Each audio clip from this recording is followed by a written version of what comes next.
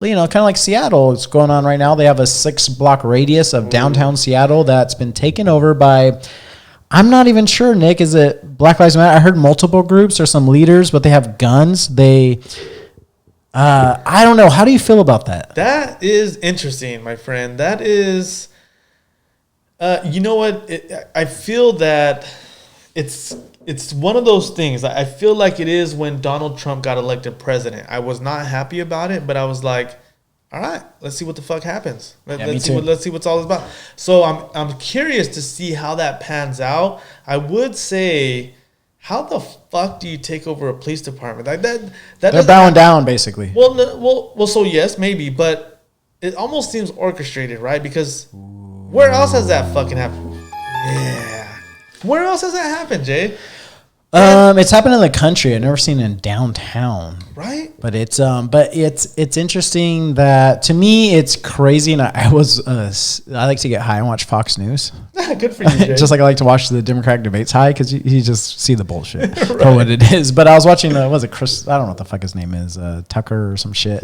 The new Republican face, the guy that's always yelling. But he was like talking about it, and it was fucking funny, because he was like, yeah, they apparently have different groups. Now, I don't know if it's accurate, but he's like, they have different groups. Here's a video of a guy with a gun. He's apparently up-and-coming rapper who's now a leader of this group who also competes with other groups. Yeah, warlord. And they have barricades in the entrance, and they like to screen people who come in, because we know that certain people don't want anybody to come into their country, because it's a new country, and that they screen to make sure no illegal people get in and ruin what they want. Interesting. And we found out that they actually berated some people spray painting within the new country, and they kicked them out, or they berated them. Funny, they are against spray painting within their country, but it's okay when it wasn't their country. And I know I get the deeper sense, right, but it's fucking funny. It is, like, yeah, when you get people together, just watch, because it's going to be a lot of problems. Dude, it wouldn't take much to read a few articles, and actually the articles I was reading on it were actually a lot of right articles, and that's exactly what they were talking about, was this warlord rapper who's on, I don't know what, Spotify or something. That's the guy with the gun, big ass gun. Yeah, right. Yeah. You know, who's the warlord and this and that. But I would say, don't ever use trust and the Fox News in the same sentence again, Jay. What'd I say? I don't know if I should trust this for Fox News or not, but... Oh. Because you can't. Would you trust CNN or MSNBC? Fuck no, I don't trust any of them. Okay, just checking. Fuck all of them. They're all owned by these billionaires. I don't know if you knew that. But it is literally are. But I watch it for pure high comedy. But it was there was one where it was like, this is real life. There's a dude walking with a machine gun. I think he's in charge of the police or something. And there's a guy next to him playing the trumpet. Well, dude, so that's kind of my take on this whole thing. It's like, it's funny, it's interesting. But they're only taking what they want out of it. But it just seems like it's just it almost seems like hippie-ish, right? Like it's a commune. It's been done. It's a commune, right? Exactly. But downtown. Done. But see, that's the thing, right? The article I read, it said the police came back and took the stuff out of the police department. So took whatever they had in there, they took out, and then let them go in. So doesn't that seem funny to you? Like, what the fuck? Who does that? Like, yeah, hold on. Let us get our shit out, and you guys can have the fucking building. How the fuck does that even happen? Yeah, I think the police chief was speaking. That's like the precinct she started at and all this, but it was kind of like a weak answer, like, and then like the mayor apparently has been talking about like gay pride and stuff, like just not addressing it. And it's obviously they're bowing down. Like they're like, okay, let's keep the peace and be right here on the right side of history. But everywhere else in the country, they're fucking gassing and it's Seattle though. It's fucking Seattle. Interesting. It's like San Francisco or Portland. They're extreme left cities that are surrounded by rural communities. Well, Trump already said, either take care of your city or I'm gonna fucking do it for you. So I mean, we'll see, man. It does. National Guard going in there. I have read, about. They have a farm and there's like 6 blocks and the local businesses in that area are like, fuck the police. We don't need police. And which is a great idea. They say like they have demands, right? Have you saw that? Yeah, they have a list of demands, right? To Seattle, which is weird to have if you're in your own country, now you have demands of the surrounding country. Don't they have demands? Well, they're not a fucking country, Jay. But they're claiming that, right? No, fuck no. What's it called? It's called the autonomous zone. So no, it's called something autonomous zone. Yeah, something autonomous zone. CARP or CHAZ. I don't know, CHAZ. But it's never gonna get that fucking far. Please, that's not gonna fucking happen, dude. It's just kind of a situation where they think they've taken over a certain area and they're going to get dismantled pretty quickly, I think. Yeah, it's going to happen eventually, right? But you know what? I was like, this is bullshit because we're talking about businesses that like opened up down there. Right.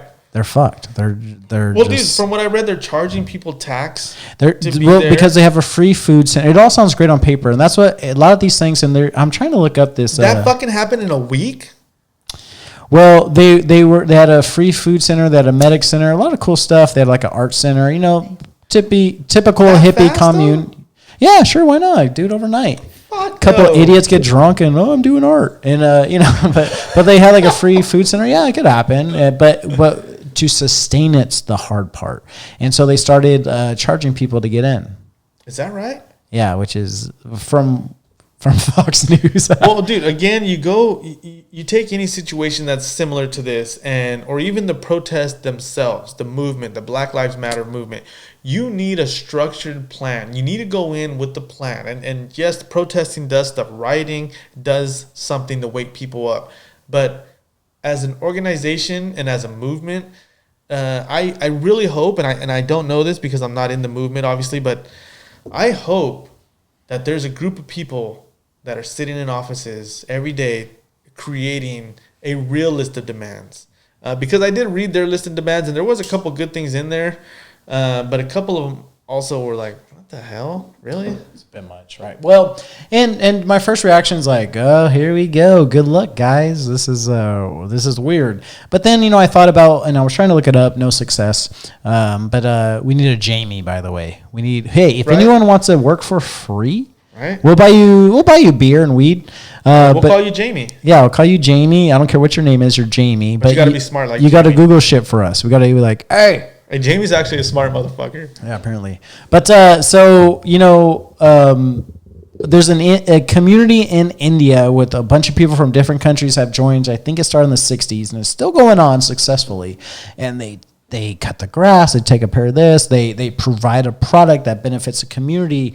They have a big temple in the middle, but no religion's really allowed, but you're allowed to pray to any god you want. So if you're a Christian or Muslim, you go to this temple, you do what you want, but there's no like country, I don't think there's a monetary system, and I don't believe there's a religion-based system off the country. So it's been successful since the 60s. So I thought about that, and I said, well, wouldn't that be great? Wouldn't that would be nice. It would be nice to fucking try it. Let's... But who gets to decide who gets to take over blocks of downtown? What if I want that over them? Well, and I think we've already seen small bits of that in these communities. Especially here in East Sac, West Sac, places like these that have community gardens, right? That's basically a fuck you to the fucking unsustainable agricultural market, right? It's like community gardens where this whole block, a few hundred people maintain it. They get the fruits of their labor and all this stuff.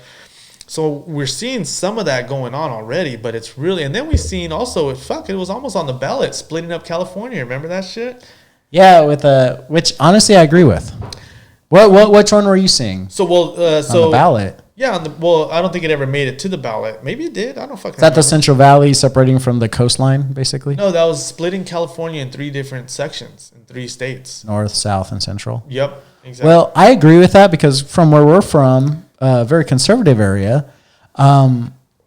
How is some guy in San Francisco who's completely opposite political spectrum, who's not farming, Nancy Pelosi, Gavin Newsom, how do they get to dictate what happens in Lindsay, California, or Fresno, or Bakersfield? That makes no fucking sense to me. And that economy is so huge, it is absurd who gets to decide where the water goes. Yeah. To fucking golf courses in fucking LA, to some fucking fountains, over fucking food that feeds the world? Are you fucking retarded? So yes, I agree with that the Central Valley should have their own fucking country. Well, and that's the biggest Our argument. own state, Own sorry. state. And then that is completely different to Southern California. That's a whole nother culture down there. So you Well, get L.A. very left, San Diego very right. And so that's the argument, right? Is one guy is in charge of all that shit, all these varying fucking areas of the. I mean, who knows what that'll do politically in the fucking, what do they call that? The college, what the fuck do you call that? Where you don't really vote. Edumacation? No. No, you don't really vote. What? It's like they call it the college vote. Oh, not the college, the fuck. Electoral college. Electoral vote, which is a bunch of bullshit. So wait, my vote doesn't matter. So basically, this is why I agree with that, because of what you just said, is that if you're a Republican in the state of California, hate to break it to you, by the way, I'm not, but hate to break it to you, your vote doesn't matter. Is that fair? Right? Even the opposite. Is it fair? And then you push the argument that, your vote counts. So yeah, that's an argument that, has been had, and I'm not the one to have it, but Where did we grow up? What kind of town was it? Where was the race? Oh, Mexican. Okay, I have heard of many people in San Francisco, very left-leaning, accepting environment. Now, trust me, the Central Valley has plenty of white neighborhoods, but I have heard a lot of them say, why are we putting that bullet train down there? Fuck them, those fucking rednecks. But they're going to go, oh, don't talk about the brown man's religion, Islam. Don't. It's like, dude, you have brown people you're fucking over in your backyard, and you're just saying, oh, they're white, so it's cool. Interesting. Which is also a weird thing. Well, and that's just another demographic, just like every other demographic that has that group of people that don't fucking read, that don't research shit, that don't know shit about what they're talking about. Maybe they're talking about up north, because there's some fucking crazy shit up in Redding and yeah, it gets red up there. Yeah, it gets pretty fucking interesting up there. But yeah, I mean, it's an interesting argument breaking up California. It showed me that they had no idea what they were talking about. Oh, exactly. I'm from there, and they didn't know I was from there. I kept that shit under wraps. No, I'm kidding. I have a lot of Central Valley pride. I let everyone know I go to strip clubs with dirt floors, but and taco trucks. But like, to hear this stuff, like you could just say that. Right? Yeah, every time I say something, it's like, shut the fuck up, you're wrong. It's like, whoa, there is a huge disconnect. Well, and that is why that side has an argument, right?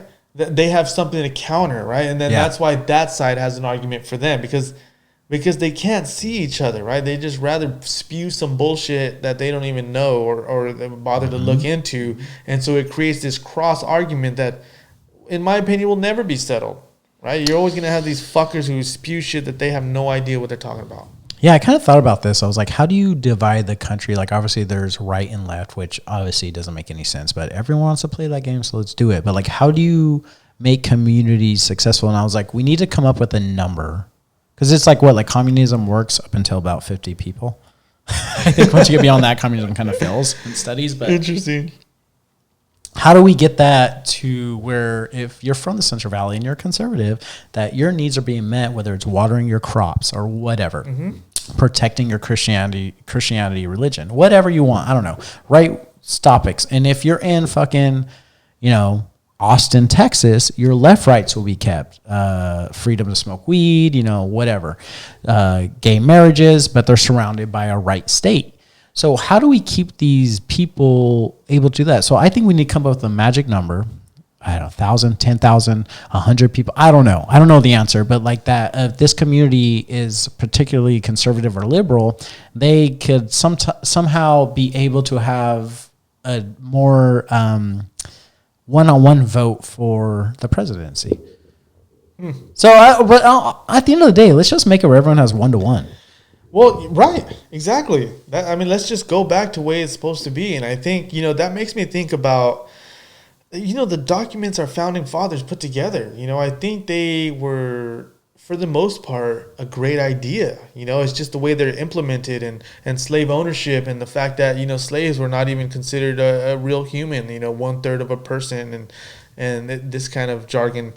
So if we go back to that, we create a system that's exactly that. We take the Constitution, but eliminate the fucking systematic biases, man, and do what we can to create, what's the word is the perfect society, but No such thing. No, there's no such thing, and it's not like that's what we want. But I think if you eliminate systematic biases and injustice and racism and equity for all in a true sense, we can have as close to what we can think of in this country as what's that word I'm looking for, Jay? Like a perfect society. Utopia. Utopian society. Gotcha, bro. Right. Thanks, Jay.